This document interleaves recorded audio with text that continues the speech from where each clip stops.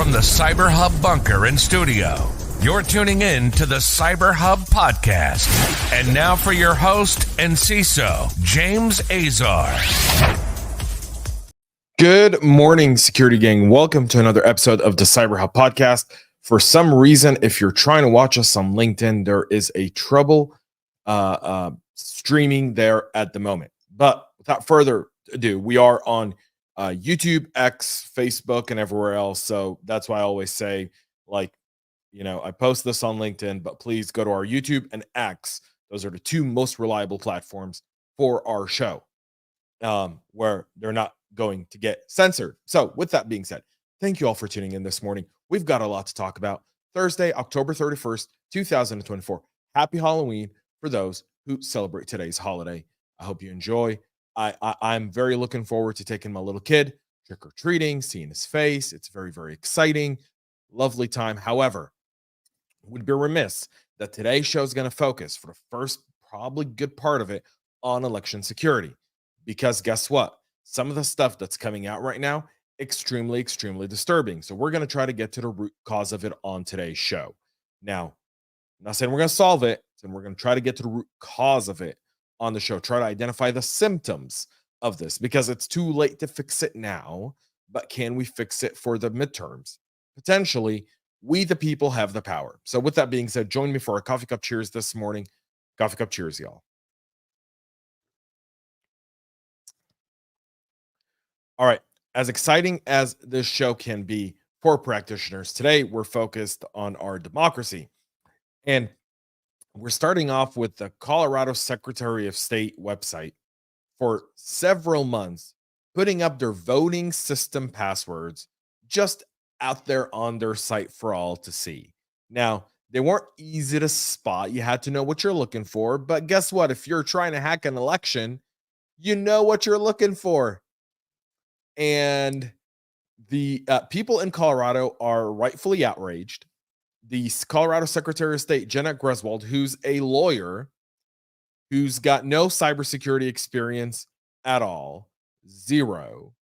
And most Secretary of States in all 50 U.S. states and 4 territories have zero cybersecurity experience, yet are responsible for securing the elections. I'm going to start off with that symptom number 1. Now, Jenna Griswold was elected to her role. She wasn't appointed. Most Secretary of States are elected. And so she was elected for her role. And rightfully, the people of Colorado voted her in, for her apparent capabilities. However, she did an interview with the local news station. And, that did not go well at all. In fact, she absolutely botched it, and in all aspects of botching. So here's the bottom line of this. She says this is not a security threat. To which I don't want to shorten that interview. I will post the link. I couldn't get permission from 9 News to actually air it. They did not respond to our request to actually play part of the episode, and I didn't want to have to play it, then have them send us a cease and desist or something like that. So just didn't put it on as of right now. But hopefully when they do, I'll be able to add it on to the show later for reference. So Griswold said workers are now working to change all those passwords. They're looking at access laws and change of custody books. See, here's the thing, Secretary of State Griswold. If it wasn't a security threat, you wouldn't have to do any of the things I just said, because it's not a security threat. But when it is a security threat, and she called Colorado the gold standard for election security. And this is what happens when mouth talk that don't understand what they're saying. This is the biggest challenge. And I'm not saying we should federalize election security by any means. I actually think that's the worst thing on the planet. I just think that election security should be something that is overseen at the highest level of the government, of your local government. It should start at the office of the governor. And then from there, it should be appointed to some sort of task force that's in charge of enforcing the policies and securities that CISA puts forward to the election. So the way this works in the United States of America, because I know our audience is global, is the federal government is not in charge of election security at all. They're not in charge of the machines, the counting, the tallying, the votes. Every county in every single state does it on its own. Now, the counties are empowered by the Secretary of State of that respective state. And so, in a lot of places with these voting machines, for example, what used to happen is every county would run its own election the same way. Then, in the course of like between 2008 to 2016, that got consolidated to secretaries of state. That Secretary of State now kind of selects a voting system. That voting system then is rolled out to all the counties. And then CISA issues kind of security guidance around the election. And then the counties are responsible for ensuring those guidances. But there's no form of, you would say, a law that would force them to follow the CISA guidance. That law does not exist, right? Those laws would come from somewhere. Those laws would have to be state laws, because the federal laws don't really apply to states in the election. It's kind of trying to make sure big government in DC doesn't interfere with local elections, which is the way it should stay. However, the state of Colorado obviously needs reform, right? The Colorado law requires that election equipment is surveilled and stored in secure rooms, access to which is guarded, tracked, and logged. Colorado fill out paper ballots, which are audited after the election. Election officials learned last week that the spreadsheet, which held the passwords in a hidden tab, was available online. Once the lap was discovered, they acted immediately and informed CISA. The executive director of the Colorado Clerks Association, Matt Crane, told 9 News that while the lapse was concerning, the association was satisfied with the Secretary of State's response. The chairman of Colorado GOP, Dave Williams, sent a letter to the department demanding that, among other things, the Secretary of State confirmed that the exposed passwords have been changed. There has been calls for her resignation, and rightfully she should resign. This is the kind of challenge that calls for a resignation, and she should do just that. The FBI is warning of multiple schemes taking advantage of the general election to scam people out of their money and data. In most cases, the goal is to steal data and money, or both. The FBI is warning the public about scammers exploiting the election to perpetrate multiple types of financial fraud, like investment pools, investing in a guaranteed campaign fund that promises a payout after the candidate wins, political action committees, people posing as real PACs or campaign committees, tricking victims into making donations, campaign merchandise.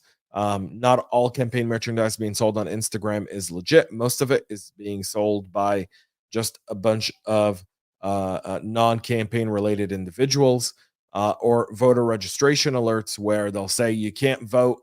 If you pass $25, we'll register you to vote. Those are also very, very common, primarily targeting kids 18 to 24 who forgot or for whatever reason did not do that. And then they'll say, hey, we can get you on the list. Just pay us. And then you never have to pay to register to vote. Numerous pump and dump cryptocurrency scams have also been created recently, using themes surrounding either VP Kamala Harris or President Donald Trump to push new tokens. Palo Alto issued a notice there as well. It's possible to confirm the authenticity, by the way, of different PACs through the FEC's website. We'll put that link in Substack for all of y'all to see. CISA Director Jen Easterly sat down with the Washington Post live interview talking about election security. She said that as of now, they have not seen any evidence showing a foreign adversaries getting into the election infrastructure. Her remarks track with other federal officials who've said that while nations like Russia, China, and Iran and others have sought to use disinformation to influence the election and potentially try to cause violent disruptions once the election is over or as a result of the election and into the inauguration, the country's voting systems remain safe. Today, the intelligence community, she says, continues to have no information that any foreign actor is seeking to compromise the integrity of the election systems. Now, just not having intelligence doesn't mean they're not doing it. It just means they haven't seen any sort of active campaigns based on how you monitor those types of campaigns. It's too early to say that. I mean, what CISA needs to be working on is with the states, because Colorado's got a problem. Michigan's had a problem where their machines in I believe it was Detroit County were double counting the votes, and registering every vote twice for some elected officials. So these issues keep rising up, and you've got to address them head on. And I think that's where really CISA's role can be elevated beyond just how they interface with us as practitioners, but really with the public. And Jen Easterly has done an unbelievable job as director of the agency. So I really hope she takes this last week here, the last weekend before the election. Early voting closes tomorrow in most places. Then we've got the long weekend push, and then Tuesday morning people wake up and go to the poll, and that's where 50 or 60% of the votes will be coming on is Tuesday of next week. And so I hope that CISA do their part as well to do that. So as the saying goes, if one have seen one state's election, you've seen one state's election. That's the decentralized, diverse nature of our election infrastructure. And it does bring numerous resilience, she says. And she's right, because every state runs their election differently. So that's one aspect of it. That's why it makes it harder to really manipulate. But you don't need to manipulate the whole state. You need to manipulate specific counties. And because the data is public, it makes it very easy to do so. So Easterly has stressed that citizens should trust their election officials, citing the independent board in Pennsylvania that called out a video of ballots being destroyed as fake, and to which federal officials subsequently attributed to Russia. Obviously, we've seen the ones where they're burning ballots in Portland and in Washington state, and in Portland, Oregon, and in the state of Washington. Both of those are not fake. Both of those are real videos. The cops are looking for information there as well. So there's that. And this is serious stuff, folks. It's serious stuff. CISA really does need to take a more active leadership and educational role in informing people. And then the Secretary of States, if you're going to be the person who's responsible for the election and upholding our democracy, then you should know what you're talking about. And if you don't know, then you should have someone at your aid that knows what they're talking about, that can help you make sure that you don't say something like the Secretary of State in Colorado, Jenna Greswold, said, this is not a security issue. It absolutely is. You're clueless. And please, for the sake of all things right in the state of Colorado, my home state, resign. All right. We'll move on to now some real cyber news that impacts all of us. From the practitioner side, there's a new version of the fake call malware for Android that's hijacking outgoing calls from a user to their bank and redirects them to the attacker phone number instead. The goal of this latest version remains to steal people's sensitive information and money from their bank account. Fake call is a banking Trojan with focus on voice phishing, in which victims are deceived through fraudulent calls impersonating banks, asking them to convey sensitive information. Kaspersky first reported on this back in April of 2022. And as you can imagine now, with AI and deepfakes, it's way, way better than ever before. So previous versions of fake call prompted users to call the bank from within an app. The app would impersonate the financial institution. They would then impersonate the financial institution themselves. A fake screen was overlaid over the bank's actual number while the victim was connected with the scammer. And in the latest version analyzed by Zemporium, the malicious app sets itself as the default call handler, asking the user to approve this action upon installing the application through an Android APK. Again, Android Play Store. Like, this is the kind of stuff that should be red flags, but it's not, because of the way apps are allowed onto the App Store. So the whole rollout of the attack is available here in an image, and you'll be able to see it on our Substack page. So go check that out. Our Substack is jamesazar.substack.com. You can catch everything there. Microsoft are warning of a large-scale spear phishing campaign that's being attributed to Midnight Blizzard. That's a Russian APT, also known as Cozy Bear. Stop it, please. One name. The threat actor is also known for recent attacks targeting Microsoft systems, in where they managed to steal source code and spy on executive emails. This latest campaign Microsoft has been tracking for the past week has targeted the UK as well as other EU nations, as well as Australia and Japan. The attacks are ongoing, and the company has shared IOCs to help organizations detect those potential attacks, and you'll find those IOCs in our show notes there as well. An ex-Disney employee was arrested and charged for allegedly hacking into the company's system and altering its restaurant menu. Now, hacking is a bit harsh. He worked at the company. He was fired. It was contentious. He's been charged with violating the Computer Fraud and Abuse Act on 3 different occasions. Now, here's what he did. Apparently, his credentials weren't disabled. He was able to log into the menu creation system for Disney after he was fired, which is a third-party system. It may have not been all single sign-on. From what I've been able to divulge, that's not on this article specifically, is this system had a separate username and login. The help desk didn't disable that system. Apparently, when the person was fired, he logged into that system using his credentials. He went in. He tried to alter the menus. He also removed allergen notices from the menus, which could have been deadly to some people who would have ordered food that they were allergic to and could have died. Likely, this was identified and isolated before it was shipped, and any harm could be done. It did take their systems offline for a couple of weeks and required backup and restore.